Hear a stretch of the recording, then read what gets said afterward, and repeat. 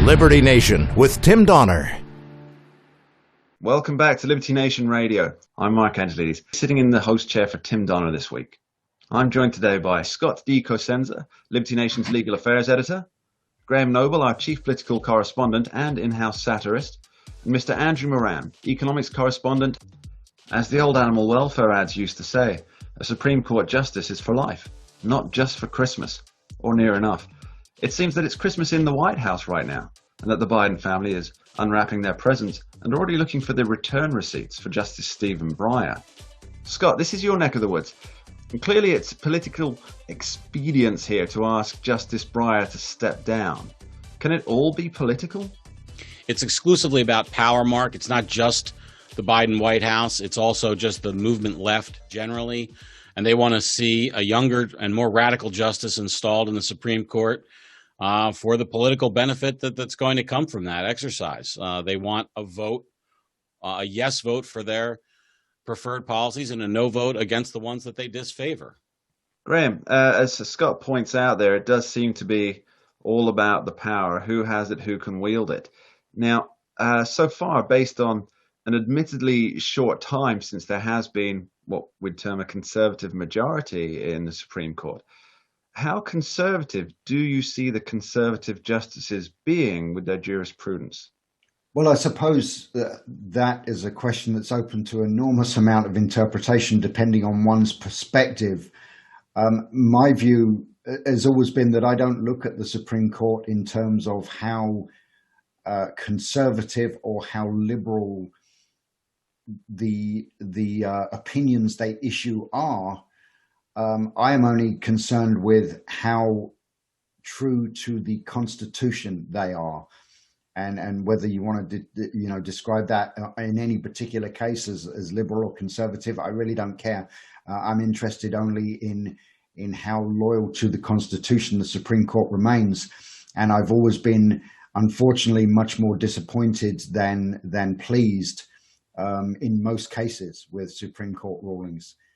Sometimes they surprise me, but most of the time I tend to think that the Supreme Court, supposedly conservative majority or not, is not particularly loyal to the Constitution as a body. I think people who rejoiced when Donald Trump was able to, put conservatives on the Supreme Court, I think many of them might be disappointed so far at the way the court has performed since then. Mark, the Supreme Court just this week, the conservative justices voted, we presume the conservative justices voted to take an abortion case. And the reason why we presume that is because the lower court ruling favored abortion providers. So presumably it's 4 conservative justices. It takes 4 justices to vote to take a case that's been applied to the Supreme Court. And they said this week that they will take an abortion case to rule on whether or not it's permissible for states to regulate abortion or restrict abortion rights before viability, which it has not been under the current Roe v. Wade, Planned Parenthood v. Casey milestone rulings from the Supreme Court. So I think to your question, the Supreme Court justices that are conservative are feeling their conservatism now. Perhaps they think that with the addition of Amy Coney Barrett, they have a critical mass to go forward with some rulings. That's something we will be keeping a very close eye on. And Andrew, as I'm sure you've noticed, the media, they're pushing a whole lot of, let's call them suggestive stories that Justice Breyer should step down gracefully.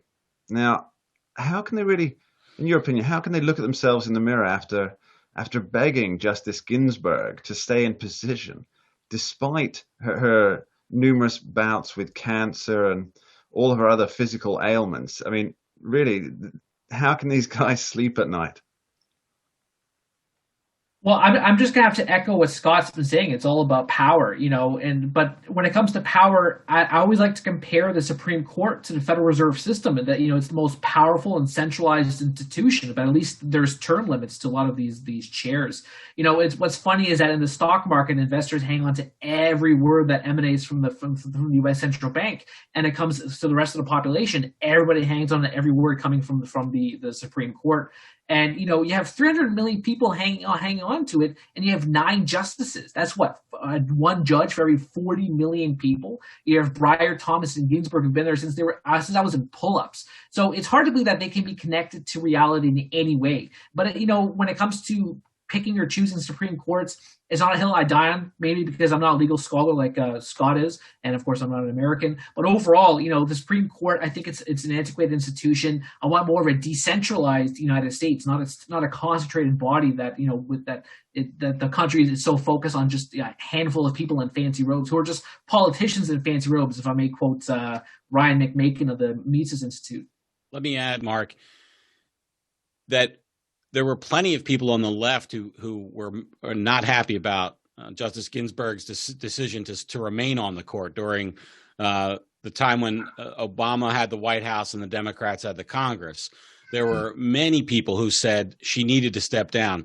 She said no because she didn't think that her replacement would be sufficiently liberal enough. Of course, what she wasn't counting on was that the person that could have gotten through under Obama's leadership or presidency would have been radically more liberal than the conservative that Donald Trump appointed when she eventually did pass away in office. So I didn't want to leave the impression that was a solely, the pressure was all one way. Also, Donald Trump put feelers and pressure out to get Justice Thomas to resign, as a matter of fact. There were sort of stories that flared up. You can kind of read the writing on the wall when you see these stories like out of nowhere, like, is Justice Thomas considering retiring? No, he's not. That was an attempt. Trump was successful, I think, in getting Anthony Kennedy to retire by kind of feeding him the notion that he would be pleased with his replacement, which I think he was. I don't think it was a false attempt, but it's done by all these presidents and the people who want to have a hand in shaping that power, and they can't do that with a justice that's currently seated on the court.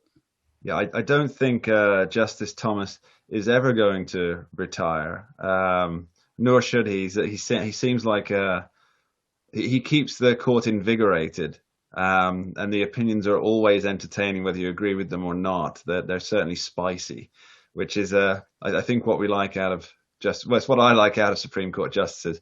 Now, Graham, in terms of you and all the law students, Mark, that have to suffer through all the opinions, trust me on that one. He's just not dry. That's what gets me about Thomas. He's just not dry. That the way he uses language, the way he explains the points. That there's always something there, especially as a newsman. There's always a great story hidden and woven in the words, which is not always the case with other justices. Graham, from a liberty standpoint, who's your favorite justice? For my money, Samuel Alito appears to understand not only the spirit but the text of the Constitution probably better than anyone else on the court, really. And in fact, to be honest, I'd go even a step further in saying that other than Samuel Alito and Clarence Thomas, I don't have a great deal of faith in anybody else on the Supreme Court.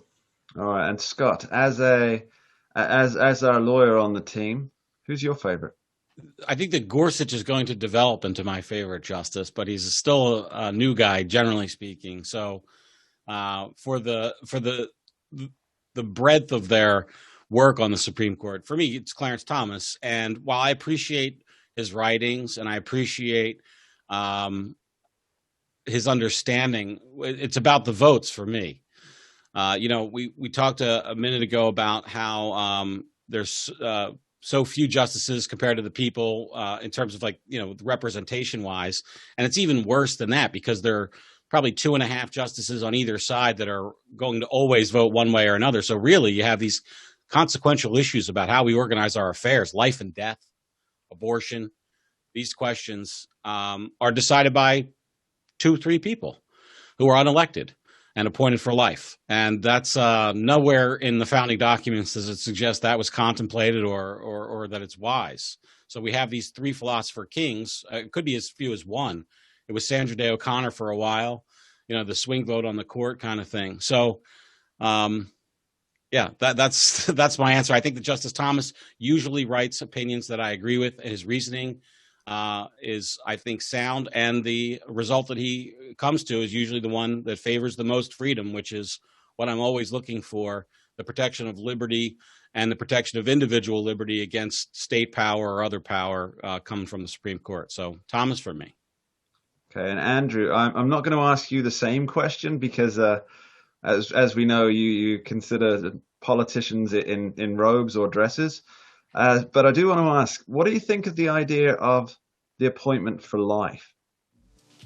Yeah, I was researching about what Scott was just saying about these people who serve for life, and I think the closest thing I found was Alexander Hamilton. He said that essentially you can serve for life if you're on good behavior. Now these justices, I mean, they seem to be on good behavior. I don't agree with their policies, so if I don't want someone to serve for life, they're out of touch. If you're serving there since for 30, 40 years, what do you know about the common man? What do you know about what's going on in the world? You're stuck in a centralized body in the nation's capital. You're 80, 90 years old. What do you know what's going on?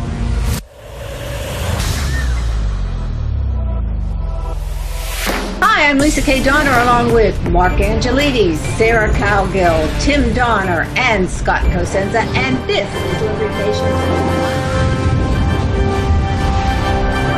Now let's take a look at the LibertyNation.com electoral leaderboard. It's still 238 for Joe Biden. What if stories and legends can offer us the key to unraveling the hottest political issues of the day and apply their lessons to understanding the chaos of modern politics? Impeach 45!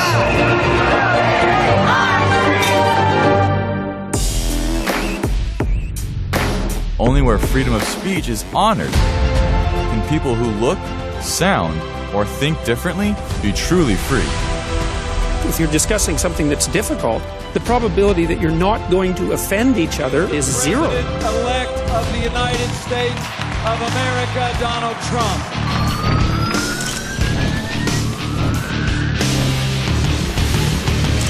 Donald J. Trump is now president. With one click, Liberty Nation delivers tomorrow's news. And remember, liberty. Today. All the time and everywhere. LibertyNation.com.